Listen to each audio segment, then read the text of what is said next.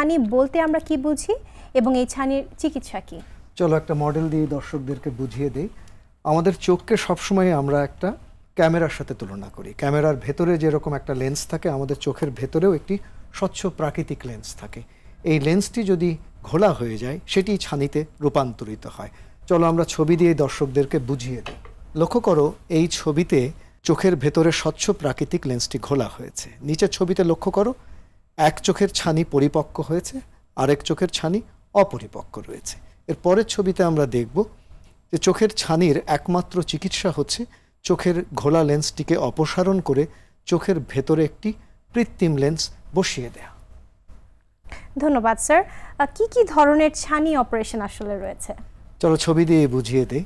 Extra capsular cataract surgery বা ECC, আমি যখন ট্রেনি ছিলাম তখন এই পদ্ধতিতেই আমাকে শিখতে হয়েছিল। সেখানে প্রায় 10 থেকে 12 মিলিমিটার জায়গা কাটতে হয়, 7 থেকে 10টি সেলাই দেবার প্রয়োজন হয়। এর পরের ছবিতে আমরা দেখব যে স্মল ইনসিশন ক্যাটারাক্ট সার্জারি, যেটা তুমি এখন শিখছো। সেখানে 6 থেকে 8 মিলিমিটার জায়গা কাটতে হয়, ছানিটাকে আস্ত বের করে আনতে হয়। এর পরের ছবিতে আমরা দেখব এই দুই পদ্ধতিতে ছানিটাকে যেহেতু আস্ত বের করে আনতে হয়, এই পদ্ধতিতে চোখে ইনজেকশন লাগে, ব্যান্ডেজ দিতে হয়, অপারেশনের পরে কালো চশমা পড়তে হয়। এর পরের ছবিতে আমরা দেখব যে ছানি অপারেশনে সবচেয়ে আলোড়ন সৃষ্টি করেছে, একটা নবদিগন্তের সৃষ্টি করেছে যে প্রযুক্তি, তার নাম হলো ফ্যাকো এমালসিফিকেশন বা ফ্যাকো সার্জারি। ছবিতে লক্ষ্য করো, বাম দিকে Centurion Vision System with OZil torsional technology from Alcon USA, এবং ডান দিকে লক্ষ্য করো White Star Ice Signature Ellips from Johnson and Johnson USA.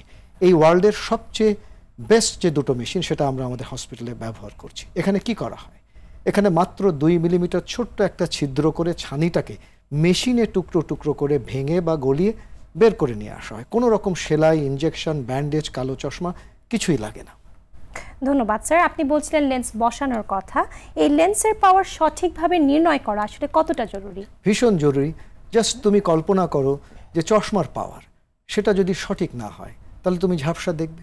ঠিক তেমনিভাবে চোখের ভেতরের যে লেন্সটি সেটি তো আজীবন রয়ে যাবে, সেটি যদি পাওয়ার সঠিক না হয় তাহলে কি হবে? একজন রোগী ঝাপসা দেখবে। আমার কাছে মাঝে মধ্যে রোগীরা আসে যে অন্য এক জায়গায় অপারেশন করেছে, বলছে এসে যে ভালো দেখতে পাচ্ছি না। আমি পরীক্ষা করে দেখলাম যে সঠিক পাওয়ারের লেন্স বসানো হয় না। অনেক সময় লেন্সটা চেঞ্জ করতে হয়, অথবা চোখে আবার ল্যাসিক করে ঠিক করে দিতে হয়।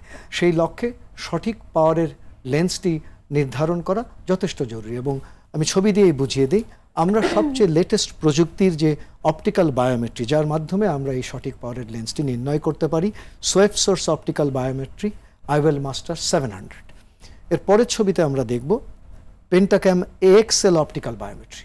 এটি ওয়ার্ল্ডের one of the best optical biometry. অর্থাৎ দুটো অপটিক্যাল বেস্ট বায়োমেট্রি আমরা আমাদের হসপিটালে ব্যবহার করছি। পরের ছবিতে আমরা দেখব এর পাশাপাশি আমরা লেটেস্ট জেনারেশন বায়োমেট্রি ফর্মুলা ব্যবহার করছি, যেমন Barrett universal 2, Barrett toric, অলসন, Barrett ট্রুকে, Barrett টিকে এবং হিল RBF ফর্মুলা। অর্থাৎ অনেকগুলো লেটেস্ট ফর্মুলা ব্যবহার করলে এই লেন্সের পাওয়ারটি সঠিকভাবে নির্ধারণ করা সম্ভব।